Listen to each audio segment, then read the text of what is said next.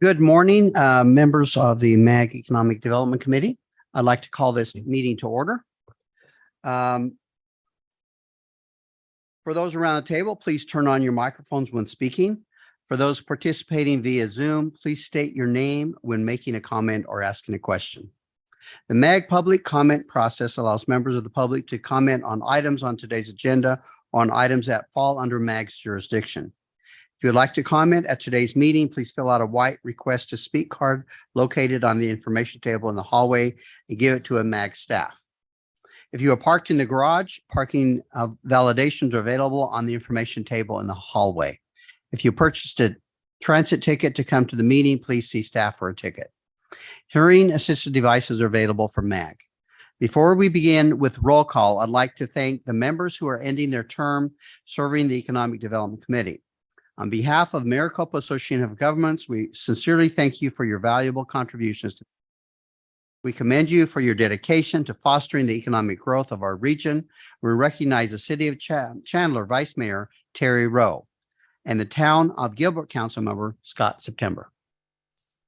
We also wish to recognize City of Mesa Council Member Dave Luna, who ends his term serving our committee as he concludes the last of his several terms as an elected official. Councilmember Luna served for 9 years on the Mesa City Council. He was chair of this committee in 2020 and attended several international trade commissions coordinated by MAG. We thank you, Councilmember. You have been a great champion of our binational relationship with Mexico. I would like to also welcome Dr. Court Monroe, Superintendent of the Cave Creek Unified School District. He is joining us via Zoom today. We'll now begin the meeting with a roll call of all members. Thank you, Mr. Chair. I will go through the list of members. Please make sure you are unmuted and indicate you're present when I call your name. Ruben Alonso. Present. Thank you. Steve Betts. Present. I don't know where I am here. Tony Bradley. Okay. Yeah. Paul Carden. Present. Thank you. Vice Mayor Crane. Present. Thank you. Vice Mayor Durham. Present. Thank you. Councilmember Edwards. Supervisor Galvin. Here. Thank you. James Griffiths. Present. Thank you. Councilmember Guy. Present. Thank you. Vice Mayor Hampton.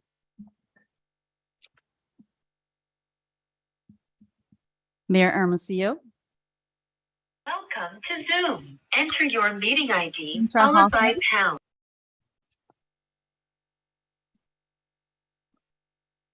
Councilmember Judd. Present. Thank you. Councilmember Keating. Jim Kenny. Present. Thank you. Mayor LaVault. Yes, I'm here. Thank you. Chair Lewis. Not present. Councilmember Luna. Present. Thank you. Vice Mayor Malnar. Present. Thank you. Mike Markham. Present. Thank you. Vice Mayor McMinn. Present. Thank you. Dr. Court Monroe. Present. Thank you. Councilmember O'Brien.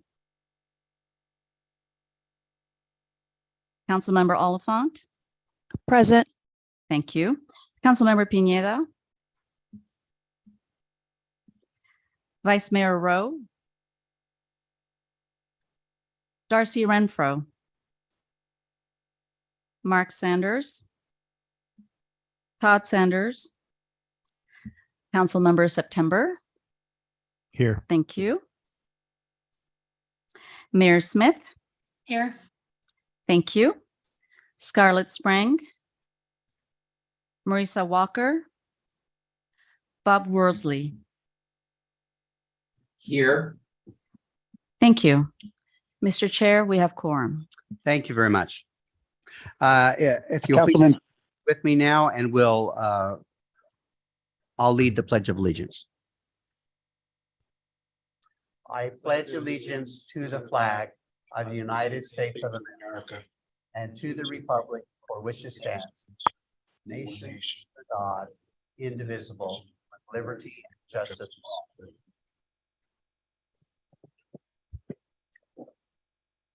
Mr. Chair, one quick second. Is there anybody whose name I missed during roll call? Councilman Pineda, I'm here. Thank you very much. Vice Mayor Hampton.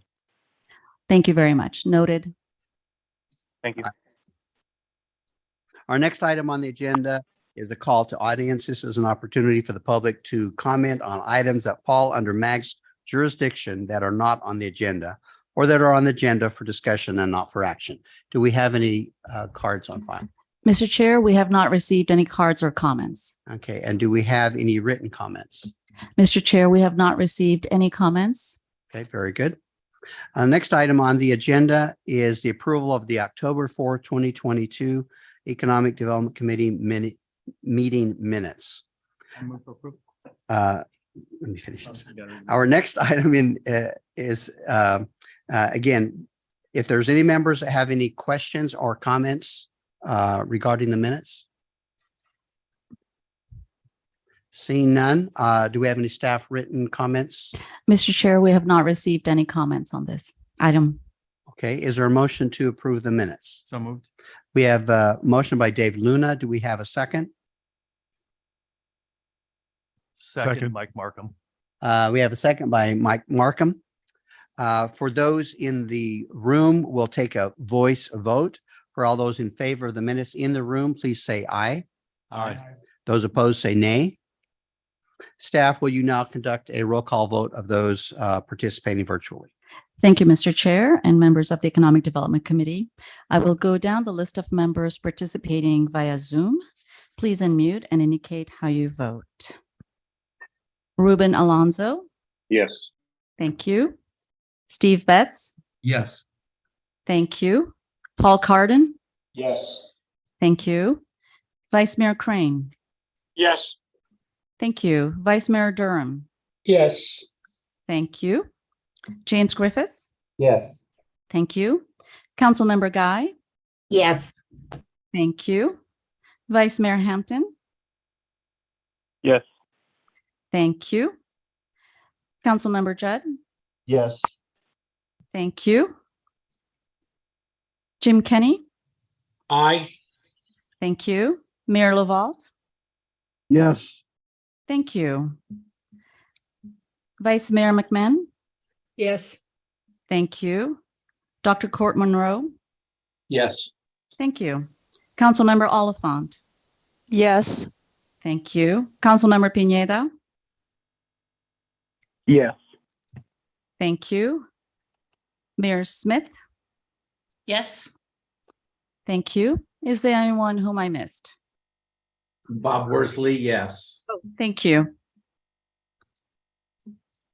Anyone else? The motion carries. Thank you. On to our next item on the agenda, item 5, MAG Economic Development Report. Our next item is the MAG Economic Development Report. A MAG Policy and Government Relations Director, Nathan Pryor, will give us this report. Great. Thank you, Mr. Chairman, members of the committee. Next slide, please.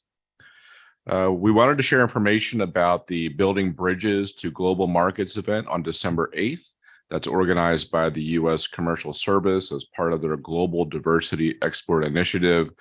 Thank you to U.S. Commercial Service for reaching out to us to share this opportunity. The event is designed to connect small businesses with global opportunities, and it's free to attend. Topics include trade finance and access to capital, exporting essentials and available resources, as well as an opportunity to meet individually with trade experts. If you have any questions on this, please contact MAG staff for more information or contact Colin Hudson as indicated on the slide. Next slide, please. We here at MAG, we're saddened to hear of the passing of Congressman Jim Colby. Mr. Colby assisted us on the border crossing card effort. That effort would allow Mexican visitors who hold a border crossing card to travel statewide. This is an economic opportunity for our state and region. And Jim had a real passion for this effort. Just on a more personal note, in recent years, when I would travel to DC for congressional office visits, Mr. Colby would accompany me as we worked on the border crossing card issue. And as we would walk around the halls of Congress, he always commanded much respect and admiration among officials and staff who would come up to him and greet him in the halls and share their gratitude for Mr. Colby as a statesman. And they would also thank him personally for his generosity and taking interest in the lives of so many. We will miss Congressman Colby. Mr. Chairman, that completes my report. Thank you. All right, thank you very much. Are there any follow-up questions or anything that the members of the committee would like to respond to? Seeing none, we'll go on to item number 6, overview of the Pathway Home Regional Action Plan for local and tribal governments and efforts to address homelessness. So this item is an overview of the Pathway Home, the Regional Action Plan for local and tribal governments and efforts to address homelessness. Katie Gentry, MAG Economic Service Planner 2, will provide this report. Thank you, Katie.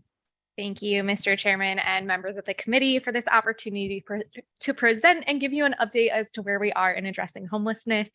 The purpose of this presentation is really to share what have we done over the last year and a half related to homelessness and how are we working to address it. And then we fully acknowledge that homelessness directly impacts economic development. And so I'm going to talk a little bit about how we can better work together to address homelessness also. Next slide, please. So as I just mentioned, we know homelessness and the economy affect one another. It really limits our ability to live, work, and play in a thriving environment when we do have people experiencing homelessness, not only for them, but for the rest of the economy. Next slide, please. As we see, this is kind of a cause and effect situation. We know a loss of a job or income, increasing housing costs, and increasing basic needs costs can all result in especially during the pandemic. For our lower income jobs, people were not able to keep up with the inflation rates and the cost of living that increased. And above, during your last meeting, my colleague shared about how much we've seen increasing in housing costs over the last 5 years, specifically 68% rental costs increasing. And so we know we're seeing more people experiencing homelessness than ever before as a direct result of that. But we also can see that homelessness impacts the economy, loss of human capital, higher public safety and social service costs, and it's harder to retain and attract businesses when we have an increasing number of people experiencing homelessness. I will share with you one study that shows homelessness on average costs us $36,000 per individual experiencing homelessness, comparatively to $12,800 for housing and social services costs when somebody is still in their home, and it's better for the individual. My bleeding heart will tell you. Next slide. So I wanted to quickly take a deep dive into the data that we've really looked at in the social services world and where we're at with people experiencing homelessness, and then talk about Pathways Home and the work we're doing there. Next slide. I'm sure many of you have seen this. This is kind of the global data point that we use looking at the point in time count. This is a once a year count in January, where we really look at and go out and survey people experiencing homelessness to understand the breadth of homelessness. This is one time. It happens in the last 10 days of January. We're getting ready to do another one this January, but we continued to see an increase with this last year, having 9,026 people experiencing homelessness, with 44% being sheltered and 56% being unsheltered. So let me dive into that a bit further. Next slide. We've continued to see that increase over time. We've seen a 144% growth rate over the last 5 years. But in this last year alone, we did not do a count in 2021 due to the pandemic. But from 2020 to 2022, we saw a 22% increase, with the majority of those folks being unsheltered, not in our shelters. Next slide. However, we know there's some limitations to our point in time count. It is just once a year. It's not ongoing data.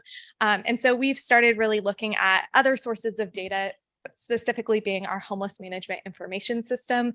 This is the data source that all of our social services in this space enter their data into, and we now produce a report on a quarterly basis called the Homelessness Trends Report. This is available on our website if you're interested in diving further into it. In September, there were 5,623 households experiencing homelessness, and that encompassed 7,637 and kiddos. We are seeing an upward trend. So similar to our point in time count, we're continuing to see that growth happen, specifically in response to the number of new people experiencing homelessness. So we have more people, this is their first time experiencing homelessness, and that says the economic conditions are impacting them. We did release the Q3 report just last week. So if you're interested in diving in, we've been releasing this for about a year now. If you're interested in more. Next slide. But I guess the good news more than ever before is the region is really coming together to address homelessness from a regional perspective. And so I want to quickly walk you through what has happened over the last 18-ish months and how we've gotten to where we are today. Next slide. So throughout 2021, some of my amazing colleagues worked through a lot of work to get through initial research and outreach to get to where we are today. We did a business forum back in March of 2021, where we really discussed the business community and what are the outcomes and positives that we bring to the table, as well as how we're addressing homelessness from a business perspective. We held a series of 12 other forums besides our business forum that brought over 1,500 people into the room, where we did that initial research and outreach. And through that, we identified 37 strategies that could be used to address homelessness locally through that regional strategies, and adopted that in May of 2021. From there, we started developing an action plan that encompassed 14 action steps that was adopted December 8th unanimously by Regional Council, which we were really excited about. Next slide. As part of the planning efforts, we developed a tool called Hand Up, homelessness assets and needs data for unified planning that really started to map all of the different resources that are available across the region. And as you can see on this screen, you can toggle on and off resources to specifically target the resources that are needed. And all of this is mapping data from 211 and the resources they provide, as well as our point in time count. So going to jump straight into next slide. The actual action plan itself, we identified 3 action steps that you'll see on the screen, with 14 sub-action steps centered around these. The first one being to commit to work regionally, the second one being increasing safe housing options, and the third supporting diverse partnerships. And since approval, we've dove headfirst into the implementation. This is a 5-year plan that goes from 2022 through 2027. But if you ask my team, we have started going headfirst into all 14 steps and have already started accomplishing some of them, which is really exciting. Next slide. I want to just quickly highlight some of those 14 steps where we really feel like it is important for you to know, especially within our private partners. Within the first action step, we are developing a regional public education campaign to reduce stigma of homelessness and increase support for affordable housing. I know that was something that came up at your last meeting, of we really need to start to figure out how to make sure that affordable housing is more accepted in the community. So that is really working through those that we expect to launch in early 2023. The second one being developing temporary and permanent housing solutions. We know we can't solve homelessness without having housing. And so that's a really important step for our local governments and tribal partners. The third one, as we move into those diverse partnerships, really looking at expanding employment opportunities through public and private partnerships. We know that employment is one huge step towards addressing homelessness and making sure that folks are connected to employment that not only works for them, but pays for their housing costs. And so as housing costs continue to rise, we need to make sure that our folks are in a payable wage that matches their needs. And then lastly, increasing coordination among government, private, and nonprofit partners. This has been something that for a long time we have been siloed and not necessarily working cross-collaboratively between all of our different partners, specifically in the homelessness space, that are how we can come together to address homelessness. Next slide. I would be remiss to not touch just slightly on the continuum of care. This is a local grant that we get here at Maricopa Association of Governments that really is bringing over almost $36 million into the community. We fund 32 programs, including housing supportive services, coordinated entry, and our homeless management information system that I talked about a few minutes ago. It does fund 2,198 beds across Maricopa County, primarily being rapid rehousing and permanent supportive housing units here in the Valley. And we just applied for that this fall and expect to hear in early 2023.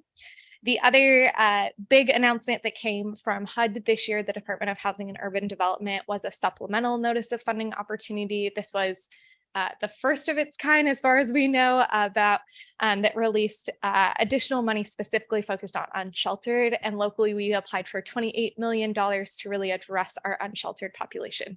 We anticipate we'll also hear about that in early 2023. Next slide. So I will touch just really quickly on some of the information about next steps to keep you fully informed and then turn it back to you for questions. Next slide. We cannot do this without you and your support. So some ways to get involved: our public education campaign. We're really looking for partners as we get that message across and really continuing to spread that message to all of our different partners. Looking for employment opportunities. If you're an employer or know employers that are interested in hiring, please reach out to us. We're happy to get you connected. And then if there's something else that I talked about today that you're like, wow, Katie, that really excites me, please reach out to me. I am more than happy to connect with you and find out what's the best way to get you connected in the immense amount of work that we're doing here at MAG. So with that, I will flip to the next slide. Here's my contact information. Feel free to reach out to me at any time if you need anything. And with that, Chairman, I'll turn it back to you. Thank you very much, Katie, for your presentation. Members, are there any questions or comments? Mr. Luna. Hey, thank you, Katie. I appreciate Amy being here because was it 2 years ago you came and spoke with the city of Mesa relative to homelessness, and because it is a regional problem. And so what kind of solutions are you seeing from other communities? I know in Mesa, we've rented a hotel because of the Boise, we have to have a place for them to go. Are you finding that other communities are doing similar projects? We're looking at actually purchasing a hotel so that we can accommodate our homeless population. Are we the only one doing that in Mesa, or is there other communities doing something like that? Because that seems to be working for us. Yeah, thanks, Chairman, Councilmember Luna. We are seeing more shelter being created than ever before, whether that's a conversion of a hotel or a purchasing of a building to build more emergency shelter. In the last year alone, we've actually increased our emergency shelter beds by 25% and really moving a lot of those folks from unsheltered into shelter. We still have more work to do. Happy to provide additional details on that if you're interested, but we are really trying to figure out not only how do we get more people from unsheltered into shelter, but then also while they're in shelter, how do we get them moved into housing faster? Because we know that we do not have enough beds in shelter. We don't have enough housing placements to put them in. And so what community supports can we use? What through a conversation can we get folks quicker through the system so that we have more resources available for the more folks that are coming in? All right, thank you. Anyone else have any comments or questions? Anyone from the virtual audience? I did have one follow-up question I'd like to ask. We talk a lot about housing, which is a critical and a big part of the issue. But what kind of solutions are you talking about solutions for the mental ill and the drug addiction issues, which even though you provide housing, I mean, we can provide housing for individuals in these conditions, but they don't stay. It doesn't become a permanent fix. So what have you had any solutions towards those two issues? Yeah, thank you, Councilmember. One of the steps that I didn't highlight in here is specifically how do we better connect people to services? So that access to local services, making sure there's enough substance use, detox beds, getting folks into those quickly and making a connection, not only into the detox bed itself, but then after, how do we get them connected to housing? Because we know if we're just putting people back into this situation, they're going to turn back to drugs. And so how do we kind of move them through their own system faster also? I think the second piece of it is really looking at that partnership. How do we better utilize access and the different benefits that access will provide for mental health, for substance use? We know that without access's support, we're not going to get there. It's just too costly of an intervention. And so how do we get them on board, making sure that folks are dual enrolled with our system, but also enrolled in access, because most people are eligible for access. I will go on an aside for a second. And over the summer, we did a data match comparison, and we had 92% were in the homeless management system and enrolled in access, which says that we just need to get them better connected with their behavioral health clinic or with somebody who's going to help them with their general mental health or substance use. And so really just continuing to make those connections and then identify, is there more of a need? And if there is a need, how can we fill that need?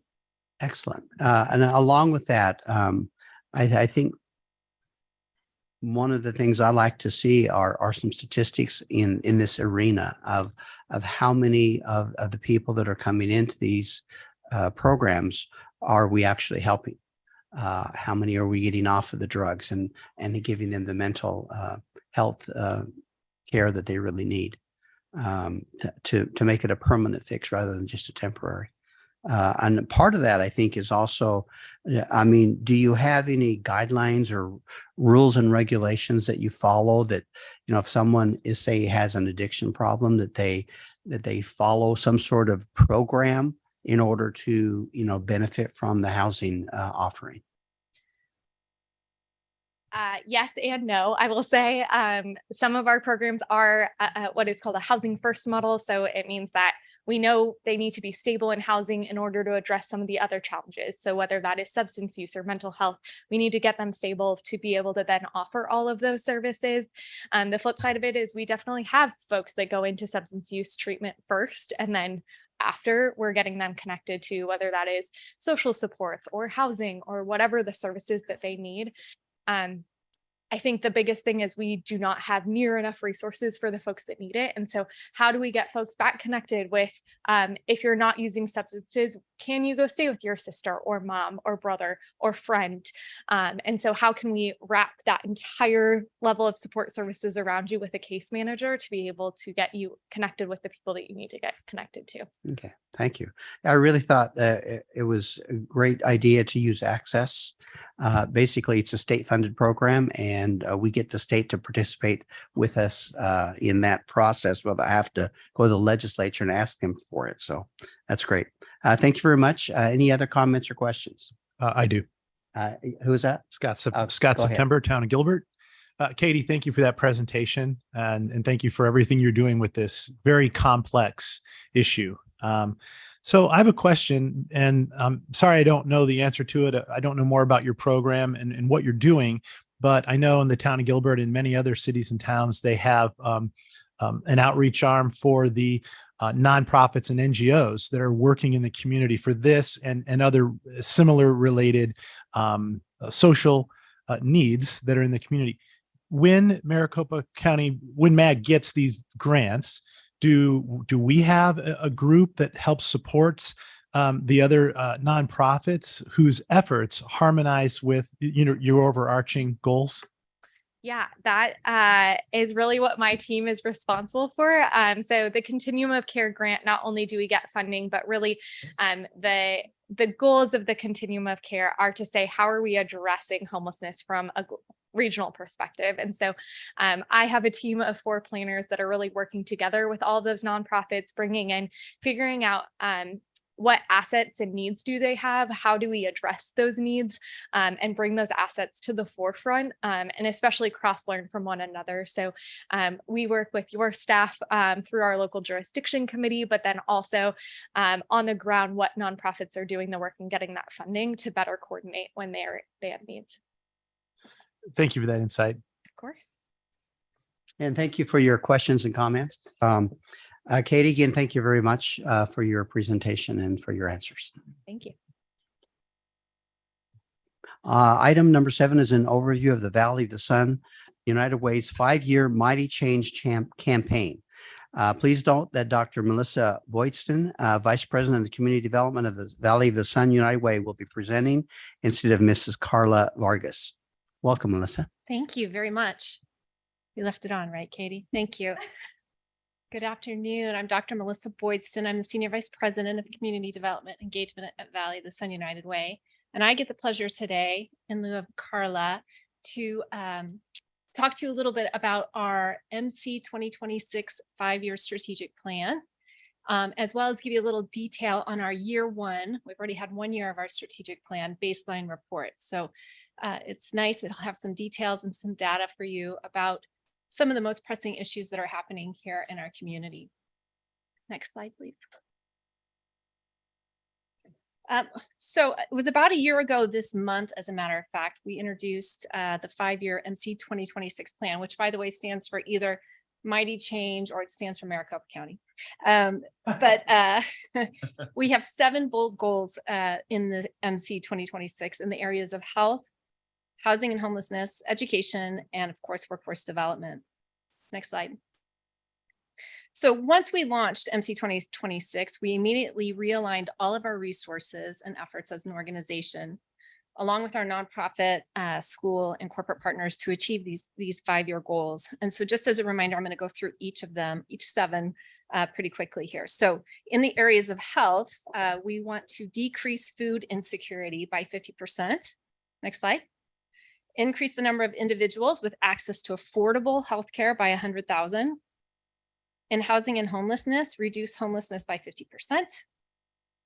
In education, we're looking to set the goal of increasing 3rd grade reading proficiency, which we got a pretty big hit here over the last few years, by 25%.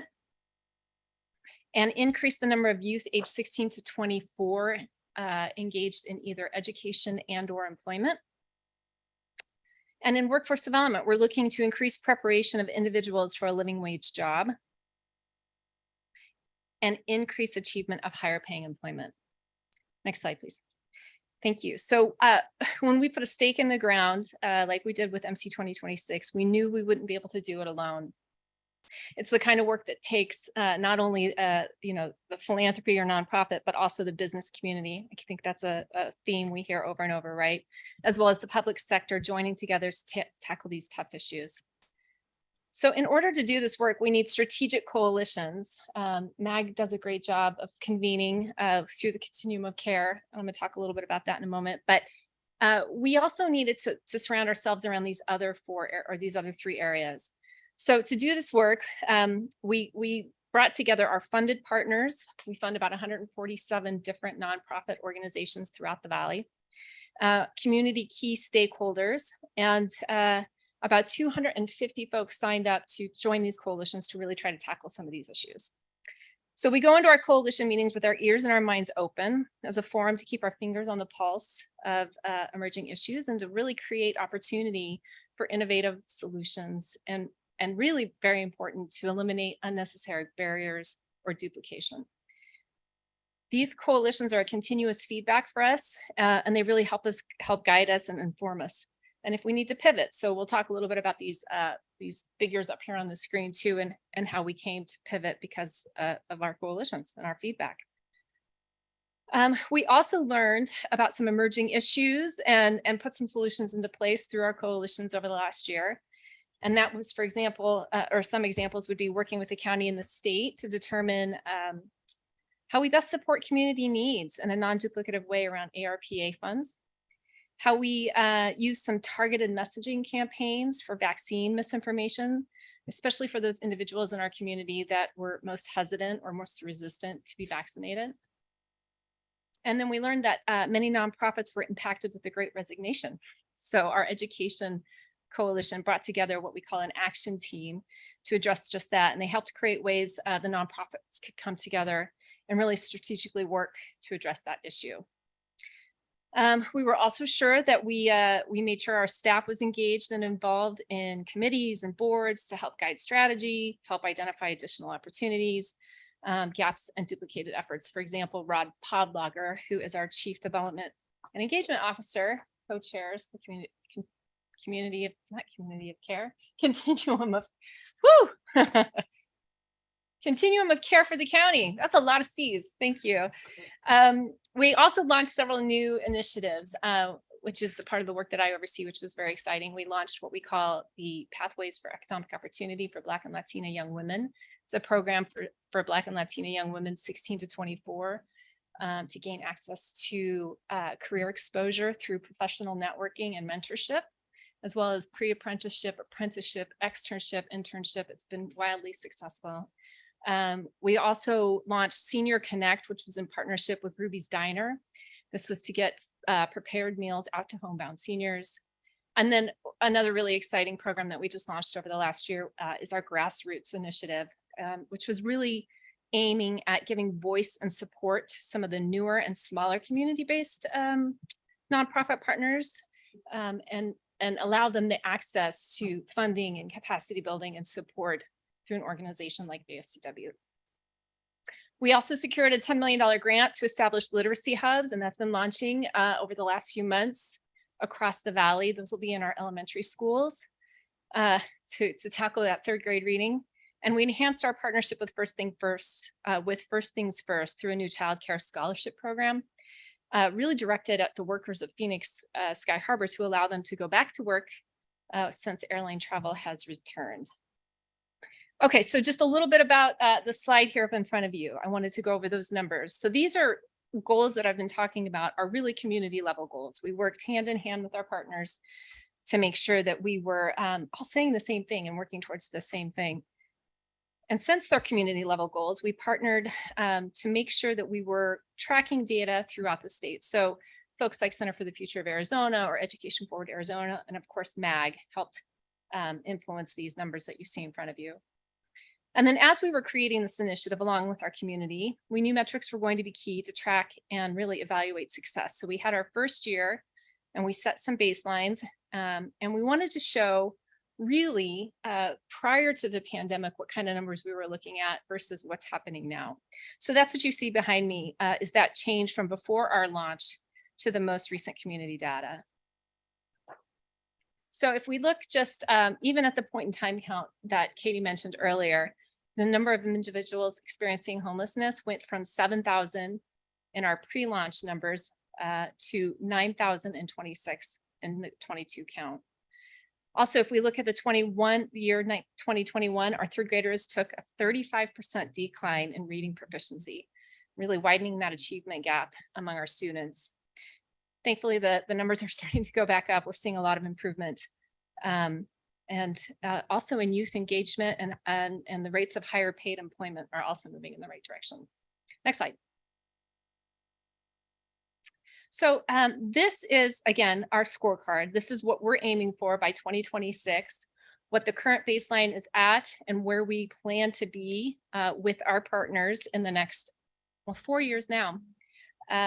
We share our community's desires, obviously, for mighty change in the areas of health, housing and homelessness, education, and workforce development. And the report really sets true the baseline of where we are as a community. So our collective work will address the realities of today's economic landscape. And that is all I have for you today, but I'm open to questions. Thank you, Mr. Chair. Thank you very much, Melissa, for your presentation. Do any members have any questions or comments?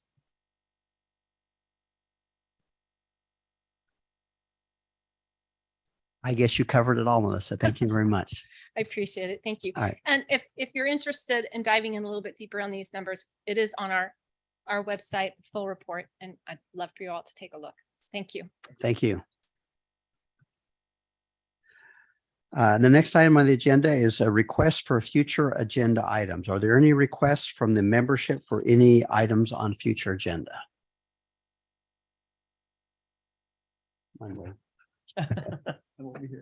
I know. This is probably a given, but I hope that we'll take back up the Prop 400E at some point. Thank you very much. Any other comments or requests? At this time, we'll now ask for any comments from the committee, any announcements or comments any committee member would like to make. Don't all speak at once. All right, very well. Given that we have no additional comments or announcements, the next meeting of the MAG Economic Development Committee will be on Tuesday, February 7th, 2023 at 11:30 a.m. We wish you happy holidays and happy new year. With no further business, today's meeting is adjourned. Thank you.